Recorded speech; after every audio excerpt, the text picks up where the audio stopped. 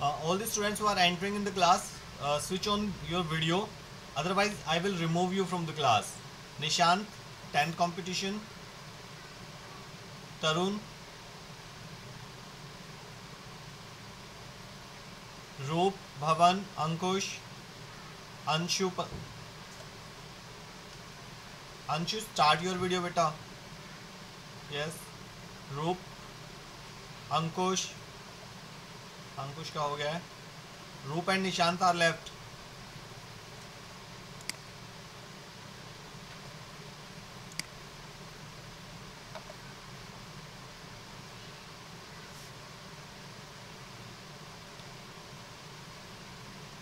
अब जिसका भी वीडियो बंद हुआ, then I will remove him और her from the class and in the same class they can not enter again. अगर आप दोबारा भी लिंक पे क्लिक भी करोगे, एंटर करोगे, एडमिट नहीं हो पाओगे if once you are removed.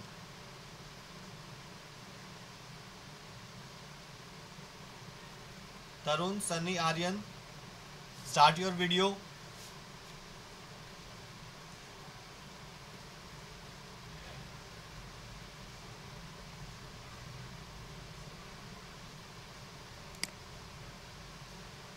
Tarun and Aryan, start your video, beta.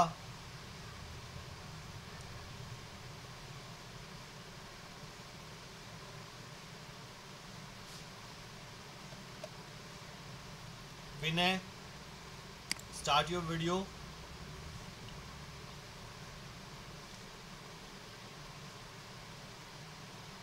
One student entered in the meeting with the name Lenovo. Start your video fast and rename yourself. Rename the correct name. Start your video, otherwise I will remove you. The students who entered with the name Lenovo.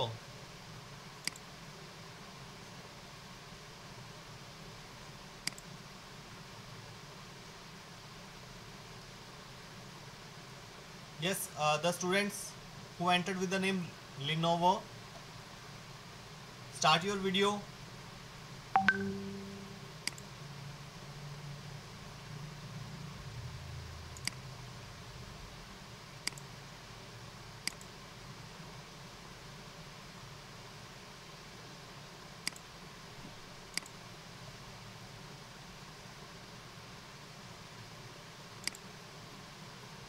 The students who entered with the name Lenovo, start your video, beta. Otherwise, I am going to remove you.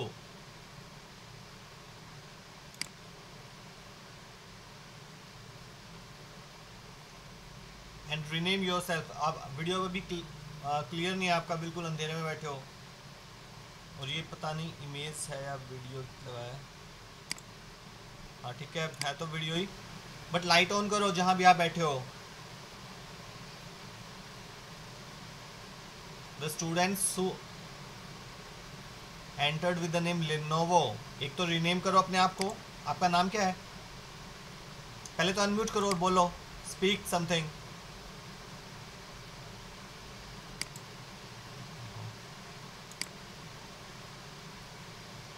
Oh sorry, Sameer को कर दिया मैंने. बेटा unmute करो. हाँ, what is your name?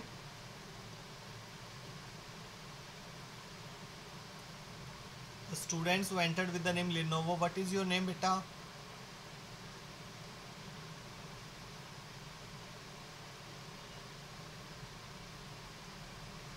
अरे unmute करो अपने आप को. Now speak.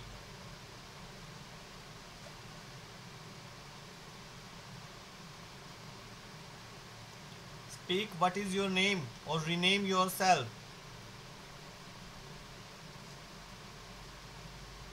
पार्टिसिपेंट पे जाओ, अपने नाम पे क्लिक करो, रीनेम का ऑप्शन आएगा, उसे रीनेम करो. लिनोवो जो नाम है, पार्टिसिपेंट पे जाओ, आपका नाम आएगा, क्लिक करके उसे रीनेम करो.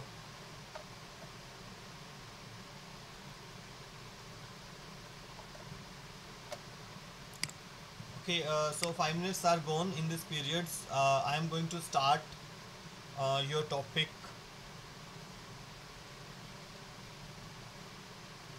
बेटा आपने लाइट क्यों नहीं ऑन कर रखी है? सौरव 10 सैफरन, ठीक है, नाम तो हो गया।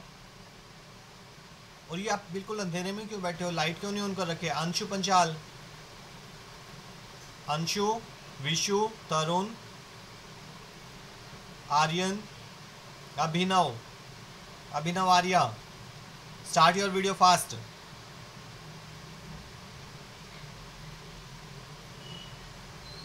अभिनव Arya,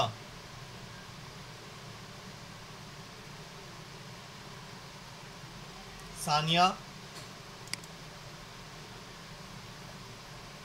Himanshu, start your video fast.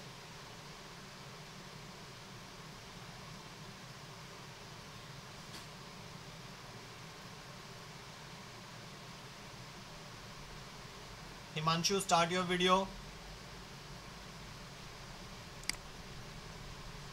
Okay, एक Sameer, Sameer start your video बेटा। यस, अब अगर किसी ने भी अपना वीडियो ऑफ किया देन ही और शी विल बी रिमूव। अब मैं बोलूँगा नहीं वीडियो ऑन करो।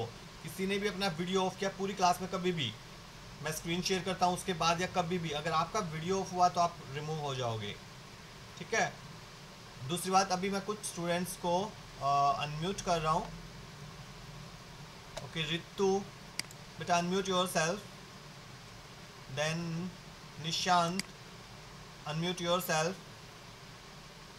एंड चलो समीर को कर देता हूँ। समीर बेटा अनम्यूट योर सेल्फ। रितु आपने नहीं किया unmute. Ritu, Ritu 10th competition बेटा। हाँ yes, speak something. Ritu can you listen to me? Ritu बेटा, okay yes. And Nishant can you listen to me? Yes sir. Sameer, yes sir. Okay, आप तीनों ने अपने आप को म्यूट नहीं करना है, ठीक है, जब तक क्लास चलेगी। अगर क्लास के बीच में कुछ प्रॉब्लम होती है, वॉइस नहीं आ रही या पिक्चर क्लियर नहीं दिख रही, ठीक है, तो आपने बीच में मुझे बोल के बताना उस इंस्टेंटली, ठीक है। कुछ भी पूछना चाहते हो आप तो भी। कोई और स्टूडेंट जो है, अगर आपको कोई प्रॉब्लम आती है you can raise your hand. Abhinav Arya and, चलो मैं इनको रिमूव ही कर रहा हूँ। Remove, Saurav remove, and Roop remove. इन तीनों को मैंने रिमूव कर दिया है।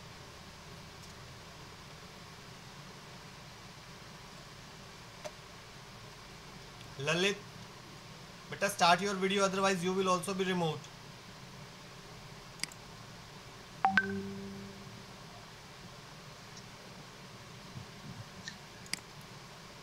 सौरव, ये बिल्कुल अंधेरा करके क्यों बैठे हो?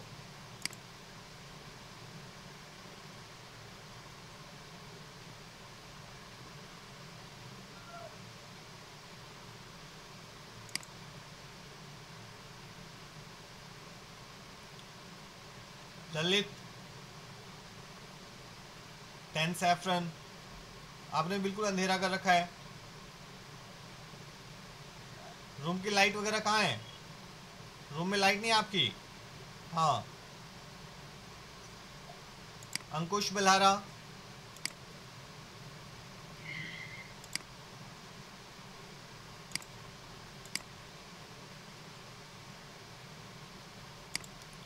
अंकुश स्टार्ट योर वीडियो।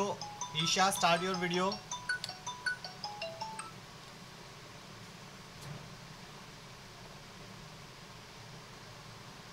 रितु ने फिर म्यूट कर लिया अपने आप को। रितु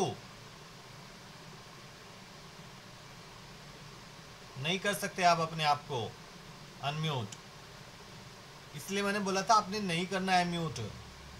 एक बार म्यूट करोगे फिर खुद को नहीं कर सकते दोबारा। अब मैं दोबारा कर रहा हूँ कि और मत करना, आपने लास्ट क्लास में भी कर दिया था खुद को। अनम्यूट करो रितु।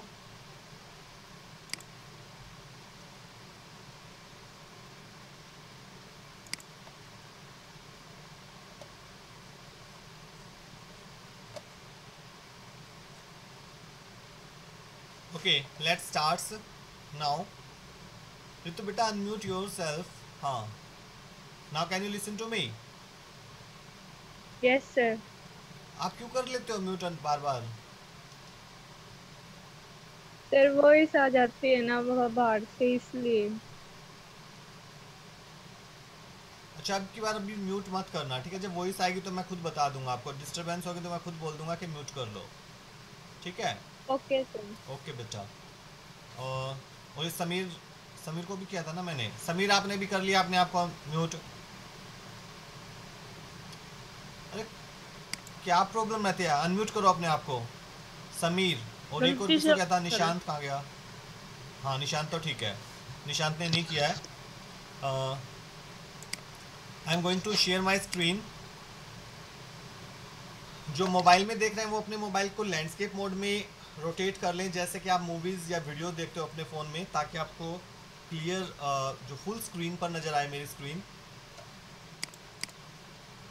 सो today we are going to start MS access.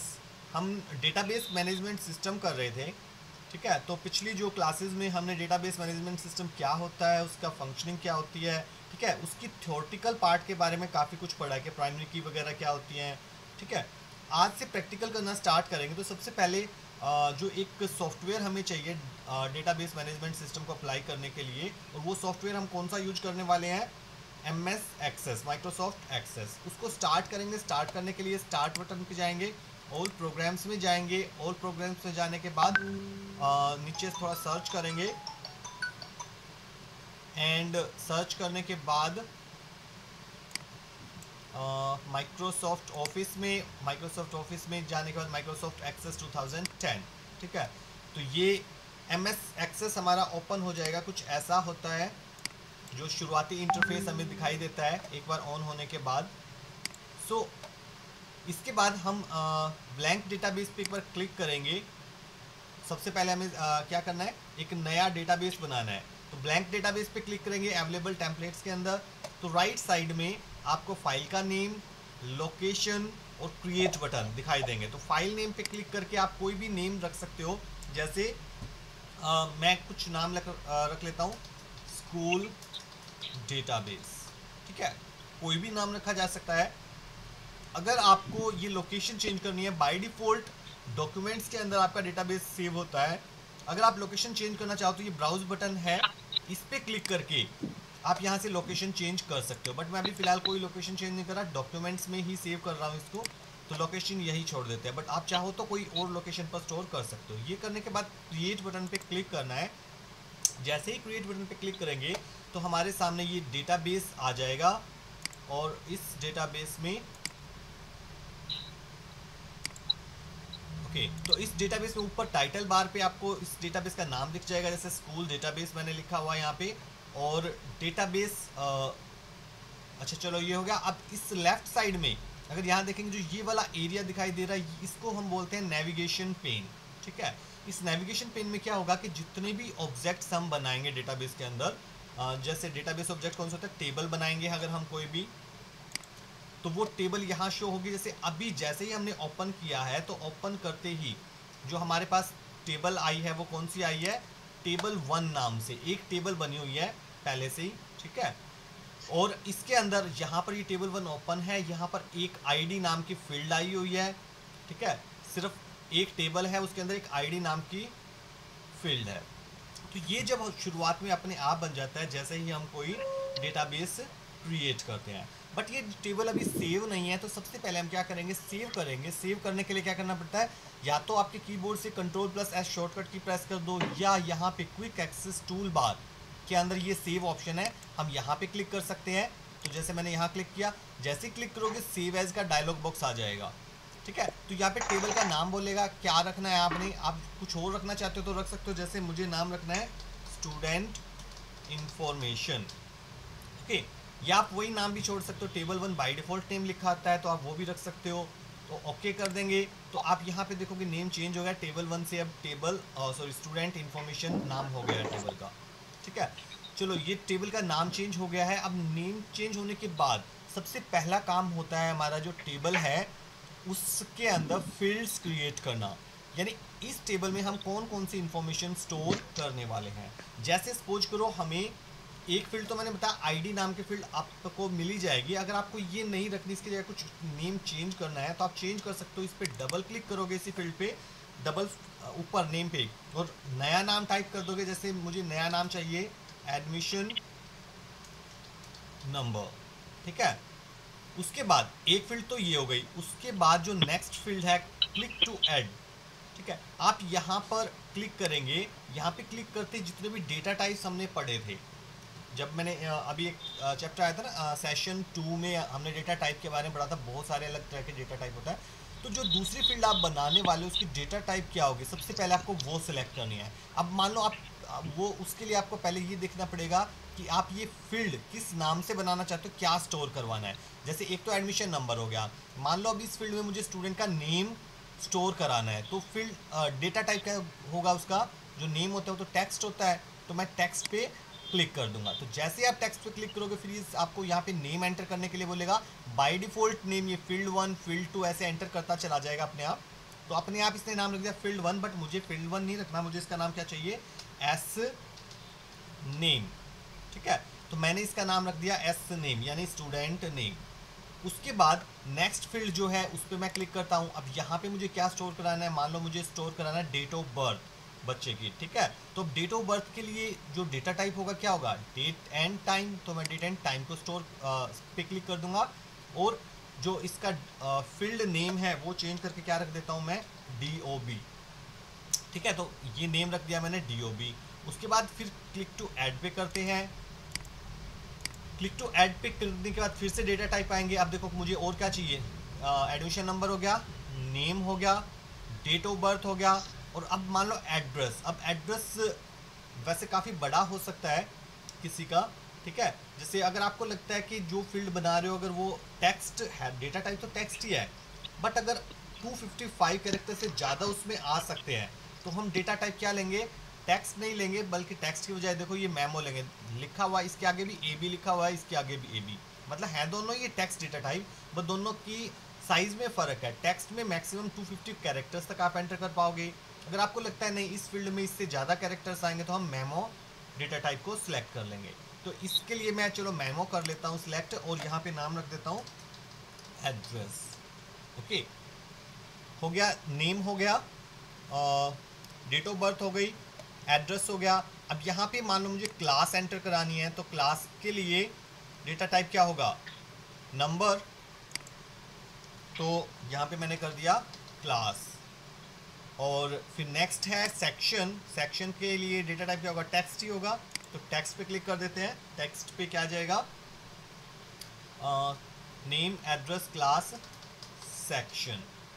और एक चीज़ ले लेते हैं, ईमेल आईडी मान लो आपको स्टोर करानी है, तो ईमेल आईडी के लिए डेटा टाइप हमने कौन सा बताया था, हाइपरलिंक।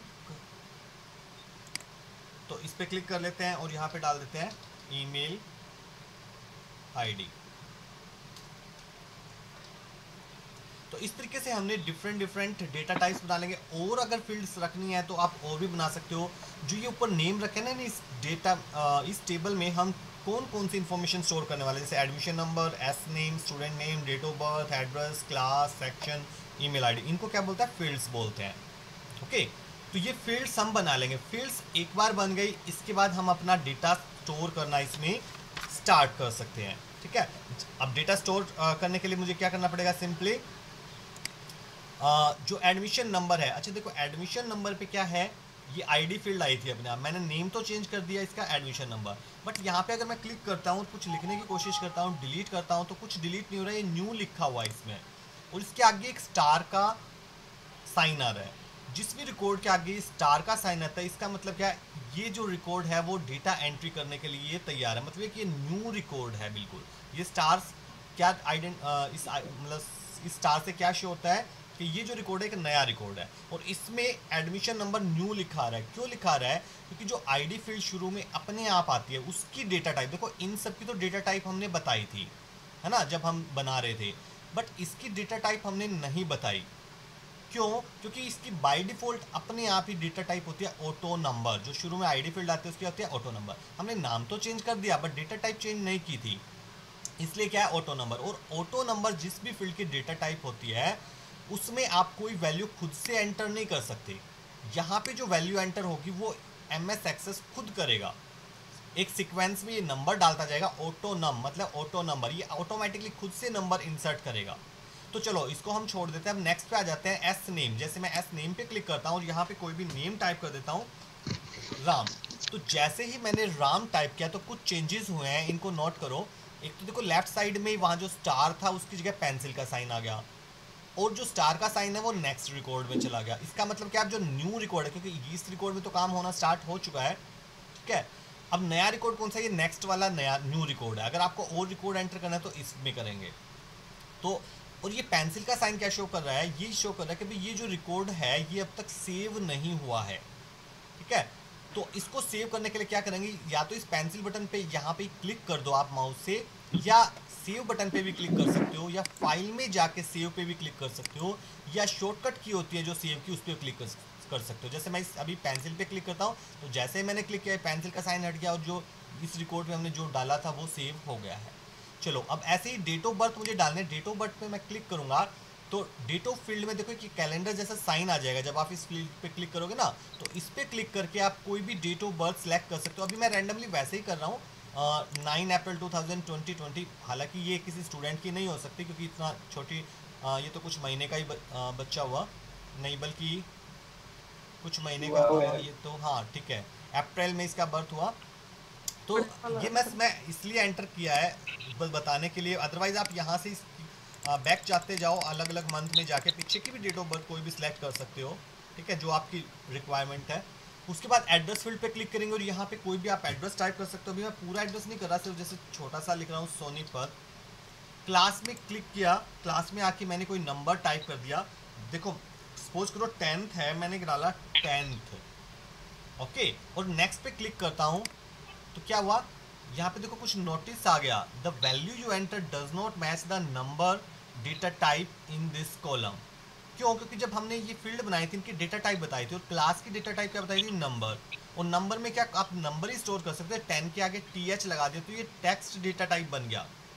अल्फ़ाबेट्स, नंबर में अल्फ़ाबेट्स नहीं होते, तो इसलिए ये वैल्यू एंटर नहीं हो रही। तो ये कह रहे हैं ये रॉन्ग वैल्यू है, मतलब ऐसी वैल्यू आप एंटर नहीं कर सकते। तो इसलिए मैं TH को okay sorry enter new value पे क्लिक कर देता हूँ, दोबारा टाइप कर देता हूँ 10। अब 10 कर दिया, फिर आगे जा सकता हूँ, अब इसने ये वैल्यू एक्सेप्ट कर लिया है। फिर सेक्शन पे जैसे मैं करता हूँ ग्रीन एंड ईमेल आईडी में हम कुछ भी क्लिक कर देते हैं। जैसे इसका नाम रखा था तो ram@gmail.com, मैंने वैसे ही डाल दिया कोई एक मेल आईडी। अब जैसे आप लास्ट वाले पे जब पहुंच गए हो, अब नेक्स्ट पे आने के लिए आप क्या कर सकते हो, या तो माउस से सिंपली क्लिक कर लो और या टैब बटन का भी यूज कर सकते हो। जैसे मैं टैब बटन दबाता हूँ तो अभी ऑटोमेटिकली नेक्स्ट रिकॉर्ड में आ जाता हूँ। आप एक सेल से दूसरी सेल में जाने के लिए भी टैब बटन का यूज कर सकते हैं। जैसे न्यू में तो हमें कुछ करना है नहीं, मैंने टैब दबाया तो अपने आप कर्सर जो है नेक्स्ट सेल में आ गया। यहाँ आने के बाद मैं जो न्यू नेम है वो टाइप कर सकता हूँ। हाँ कुछ बोल रहा है बेटा कोई, you want to ask something? अगर कोई भी बच्चा कुछ पूछना चाहता है तो रेज हैंड कर सकते हो, या जो 3 बच्चे जो मैंने अनम्यूट कर रखे थे वो बोल भी सकते हैं। ओके सो इस पे आइकन पे क्लिक करेंगे, ऐसे रैंडमली डेट ऑफ बर्थ मैं सिलेक्ट कर रहा हूँ। एड्रेस में मैंने डाल दिया रोहतक, क्लास में मैंने डाल दिया 9, और सेक्शन में सैफरन, एंड ईमेल आईडी में मैंने डाल दिया shyam@yahoomail.com, ठीक है। तो इस तरीके से अब कॉन्टिन्यूसली मैं आगे डेटा डालते हुए जा सकता हूँ। अब देखो ये वाला जो रिकॉर्ड था ये तो सेव हो गया था, बट अब इस पे पेंसिल का साइन आया, इसका मतलब ये सेव नहीं है। तो इस पे मैं क्लिक कर दूंगा, अब ये भी सेव हो गया है। तो इस प्रकार से हम टेबल एक जो होती है शुरुआत में डेटाबेस क्रिएट कर सकते हैं, उसके अंदर जो एक टेबल आती है उसके अंदर फील्ड बना के और डेटा टाइप्स हम और वैल्यू जो है उसमें वो स्टोर कर सकते हैं, ठीक है। उसके बाद जब इसको परमानेंट आपने कितना भी काम कर लिया, आप किसी भी टाइम सेव बटन का यूज कर सकते हैं चेंजेस, जितने भी चेंजेस किए उन सबको एक साथ सेव करने के लिए। ठीक है, अभी तो हम एक ही टेबल में काम कर रहे हैं, बट आगे चल के हम फॉर्म्स भी बनाएंगे, रिपोर्ट्स भी बनाएंगे। मान लो आप किसी में भी कोई भी चेंज करते हो, चाहे किसी फॉर्म में चेंज किया, चाहे किसी टेबल में चेंज किया, तो उन चेंजेस को परमानेंटली सेव करने के लिए सेव बटन पे क्लिक करना है। अब सेव बटन कहाँ कहाँ ये याद रखना है, एक तो फाइल टैब में सेव ऑप्शन होता है, एक क्विक एक्सेस टूल बार में सेव ऑप्शन होता है, ठीक है, या आपकी कीबोर्ड शॉर्टकट Ctrl+S वो भी सेव की ही शॉर्टकट की होते हैं, वो भी प्रेस आप कर सकते हो। ओके, तो ये होने के बाद अब बात करते हैं एग्जिटिंग। इस अगर डेटाबेस को हमें क्लोज करना है तो क्लोज करने के क्या तरीके हैं, या तो मैं फाइल पे क्लिक करूं और यहाँ पे एक एग्जिट ऑप्शन आ रहा है, इस पे क्लिक कर सकता हूं, या ये यहाँ पर राइट कॉर्नर पर क्लोज का जो बटन होता है हमारे पास, इस पे भी क्लिक कर सकता हूँ। तो जैसे ही मैं क्लोज करूँगा हमारा डेटाबेस जो है वो बंद हो गया है। अब दोबारा से अगर आपको वही डेटाबेस ओपन करना हो तो उसके लिए क्या करेंगे, सबसे पहले तो हम MS एक्सेस को ओपन करेंगे। ओपन व्हाइट से तो MS एक्सेस ओपन होने के बाद जैसे ही आएगा, या तो आपको रिसेंट में यहीं पर अपने डेटाबेस का नाम दिख जाएगा, जैसे हमने स्कूल डेटाबेस नाम से बनाया था, आप इस पर क्लिक कर सकते हो। अगर यहाँ पे नहीं दिख रहा तो आप ओपन पे जा सकते हो, और जो भी आपकी लोकेशन थी डेटाबेस की वो लोकेशन हम सेलेक्ट कर लेंगे। जैसे ये डॉक्यूमेंट में सेव किया था तो डॉक्यूमेंट में आगे वहाँ के आप ढूंढोगे तो आपको मिल जाएगा, जैसे ये मिल गया, इसको सिलेक्ट करोगे और ओपन पे क्लिक कर दोगे तो वही डेटाबेस ओपन हो जाएगा। बट जब आप डेटाबेस ओपन करते हो ना, तो हमने एक टेबल बनाई थी वो यहाँ नहीं दिख रही है ना, तो ऐसा लगता है कि जब आप ओपन करते हो कि हमारी तो टेबल डिलीट हो गई, शायद नहीं। देखो जब आप ऐसे ओपन करते हो तो एक ये वार्निंग मिलेगी आपको, सिक्योरिटी वार्निंग, इनेबल कंटेंट। आपको इस इनेबल कंटेंट पे क्लिक करना है, तभी ये डेटाबेस एक्टिव होगा। तो इस पे जैसे ही क्लिक करेंगे, अभी भी टेबल नहीं आई है, क्योंकि जो टेबल है वो क्लोज फॉर्म में टेबल बनी हुई है। उसको ओपन करने के लिए क्या करेंगे, नेविगेशन में जाएंगे, नेविगेशन पेन के अंदर, और इस पे जो टेबल का नेम है उस पर डबल क्लिक करेंगे। ठीक है, या तो डबल क्लिक कर दो या राइट क्लिक करके ओपन। ठीक है, दोनों में से जो मर्जी। अगर कुछ स्टूडेंट्स हैं उनसे डबल क्लिक नहीं हो पाता क्योंकि प्रैक्टिस कम होती है, तो वो राइट क्लिक करके ओपन भी कर सकते हैं। ठीक है, तो ये देखो दोनों में से कुछ भी करोगे तो वो टेबल वापस से ओपन हो जाएगी। तो इस तरीके से आप अपने डेटाबेस को रीओपन कर सकते हो। मतलब जैसे एक बार काम करके चले गए, दोबारा नेक्स्ट डे आप आए, जैसे लैब में जब आप काम करते हो या अपने कंप्यूटर पे कर रहे हो, तो ऐसे फिर से अपने डेटाबेस को ओपन करके उसी में और आगे काम कर सकते हो। ठीक है, तो आई होप अब तक का जितना भी कराया वो क्लियर होगा। जो 3 बच्चे बता, रितु क्लियर है सब कुछ अब तक? Yes sir. रितु के बाद सर ये जो इनेबल, हाँ कौन बोल रहा है? ये निशान सर। हाँ यस बेटा। सर ये जो इनेबल कंटेंट का ऑप्शन आता है सर, ये सेव जब हम खोलते हैं, ओपन करते हैं किसी भी फाइल को, तो सेव वो उसका वो किस लिए होता है? वो इसलिए होता है एक्चुअली, कुछ जो डेटाबेस होते हैं ना, कि गलती से आपने कोई ऐसा अननोन डेटाबेस ओपन ना कर लिया हो। मतलब जब आप उसको ओपन करते हो ना, तो एकदम से एक्सेस ओपन नहीं करता उसको, क्योंकि कुछ डेटाबेस में ऐसी कमांड स्टोर कर देते हैं जो लोग जो वायरस का काम करते हैं एक प्रकार से। ठीक है, जो एसक्यूएल कमांड्स होती हैं जो हमने पढ़ी थी ना, तो डिफरेंट हो सकता है उसमें कोई ऐसी एसक्यूएल कमांड डाल दो किसी अननोन डेटा बेस में, जिसको आप ओपन करो वो कमांड रन हो जाए, और कमांड रन होते वो जैसे क्योंकि मैंने बताया एसक्यूएल कमांड से तो कुछ भी काम कराया जा सकता है डेटाबेस में, हो सकता है वो आपके सारे डेटाबेसेस को ही डिलीट कर दे। ठीक है, तो इसलिए वो एकदम से ओपन नहीं होते, एक वार्निंग मैसेज देता है कि भाई ये जो डेटाबेस आप श्योर हो जाओ कि आप इसी में काम करना चाहते हो ना, ये वही डेटाबेस है जो आपका है, जिसको आप जानते हो, जिसमें कोई ऐसी एसक्यूएल कमांड्स नहीं है। ठीक है, तो इसलिए वो एक वार्निंग आती है पहले, क्योंकि जब भी ऐसा कोई खतरनाक काम होता है ना, उससे पहले वार्निंग आती है। जैसे किसी फाइल को हम जब डिलीट करते हैं तो ऐसा नहीं होता डिलीट बटन पे दबाते एकदम डिलीट हो जाते हैं, बल्कि पहले एक मैसेज आता है हमारे सामने कि are you sure you want to delete this, ताकि हम गलती से कोई काम ना कर जाएं।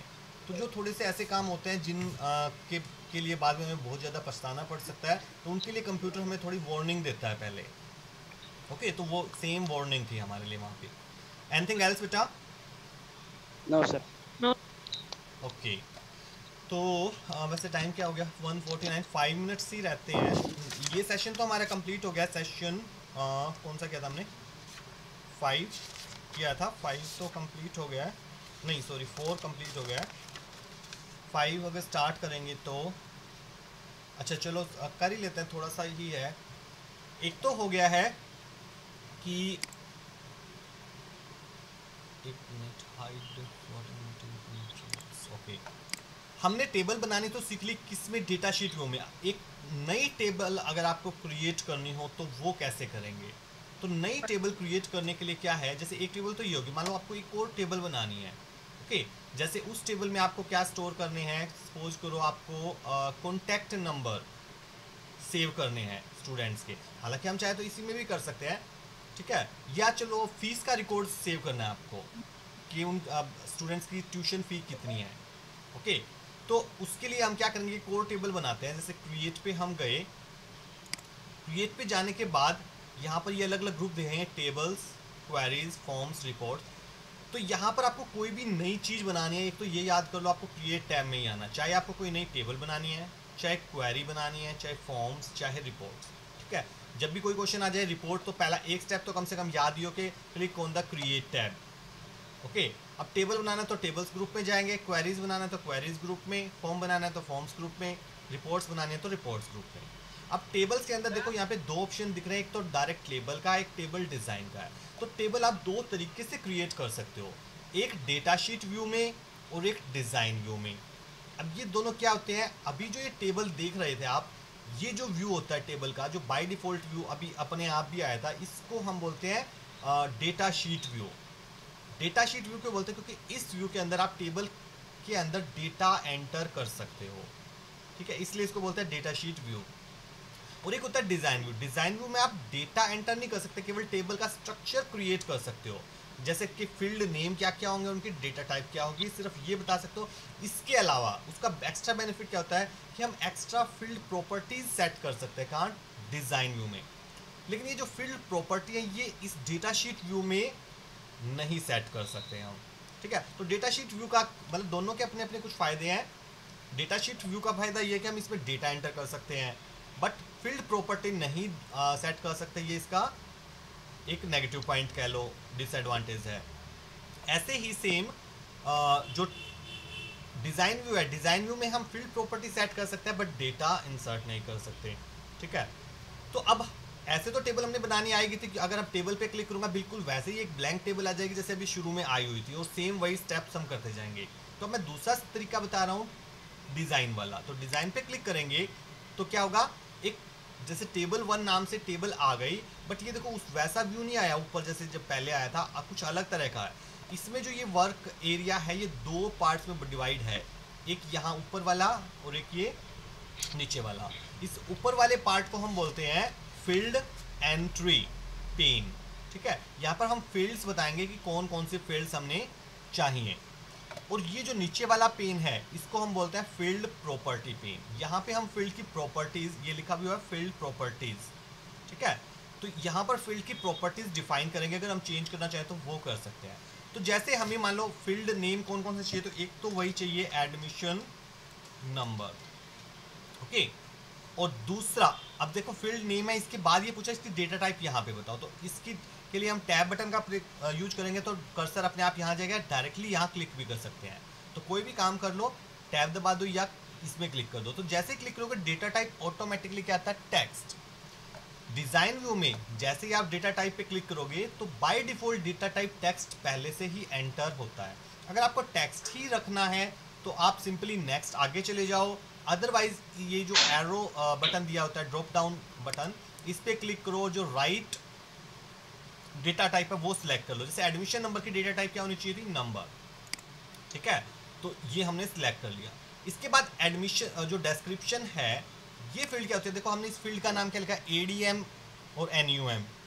हो सकता है हर किसी को, अभी मैंने तो बोल के बताया भी ये एडमिशन नंबर है, बट किसी और को कोई टेबल मिलो और वहाँ पे लिखा हो ADM नम, ये उसको पता नहीं, हो सकता समझ ही ना ये ADM नम यहाँ पे क्या डालना है, क्या एंटर करना है, भाई मुझे तो समझ नहीं आ रहा ADM नम क्या होता है, ठीक है। तो हम ऐसे कोई डिस्क्रिप्शन अगर आप डालना चाहते हो भाई इस फील्ड में किस टाइप की वैल्यू एंटर करनी है, या कुछ भी बताना चाहते हो, आप यहाँ पे टाइप कर सकते हो, जैसे enter the admission number of student here, ठीक है। तो इस तरह से जो भी डालना चाहो, बट ये डिस्क्रिप्शन फील्ड ऑप्शनल होता है, जरूरी नहीं है, आप डालना चाहो डिस्क्रिप्शन डाल सकते हो, अगर आप खाली छोड़ना चाहो इनको खाली भी छोड़ सकते हो, बट ये दोनों जरूरी है कंपलसरी। फील्ड नेम आपको बताना जरूरी है और डेटा टाइप बताना जरूरी है। हालांकि ये जरूर है डेटा टाइप पे अगर आप एक बार क्लिक कर देते हो और आप डेटा टाइप नहीं बताते हो ऑटोमेटिकली टेक्स्ट डेटा टाइप बन जाएगी, ठीक है। तो इस तरीके से अब दूसरी फी, अब फी में जो डेटा टाइप है, डेटा टाइप देखो क्या होनी चाहिए, मैंने बताया था करेंसी, ओके। तो इसकी डेटा टाइप क्या ले ली, करेंसी। चलो इस टेबल में और नहीं बना रहे हम, बस 2 ही फील्ड बना रहे हैं। अब ये बना ली। अब देखो जिस भी फील्ड को मैं सिलेक्ट करता हूँ, जैसे इस फील्ड को सिलेक्ट किया तो यहाँ पे बहुत सारी प्रॉपर्टीज आई हैं। तो इन प्रॉपर्टीज को कैसे चेंज करते हैं या कोई किस प्रॉपर्टी से क्या होता है, ये तो हम अभी नहीं करेंगे क्योंकि तो बहुत ज़्यादा डिटेल में आ जाता है, ओके। अभी फिलहाल हम बस ये ध्यान करेंगे फील्ड प्रॉपर्टीज से हम प्रॉपर्टी चेंज कर सकते हैं किसी फील्ड की। ऐसे ही फी पे क्लिक करेंगे तो यहाँ पे देखो कुछ डिफरेंट प्रॉपर्टीज है। जो अलग अलग डेटा टाइप्स होते हैं, हर अलग अलग डेटा टाइप की जो प्रॉपर्टीज होती है वो भी डिफरेंट होता है। कई प्रॉपर्टीज सेम भी होती हैं अलग अलग डेटा टाइप्स की और कई प्रॉपर्टीज डिफरेंट भी होती हैं, ठीक है। तो अगर आप इस तरीके से हम अलग अलग फील्ड को सिलेक्ट करके जिसको सिलेक्ट करोगे उसकी फील्ड प्रॉपर्टी आ जाएंगे, उसमें हम चेंजेस कर सकते हैं। तो ये हो गया डिज़ाइन व्यू। जब डिज़ाइन व्यू बन जाएगा तो वही काम करना है, सेव बटन पे क्लिक करेंगे। पहले टेबल का नाम बाय डिफॉल्ट इसने टेबल 1 रख रखा है, बट हम इसका नाम चेंज करेंगे, क्या, स्टूडेंट कॉन्टैक्ट इंफॉर्मेशन,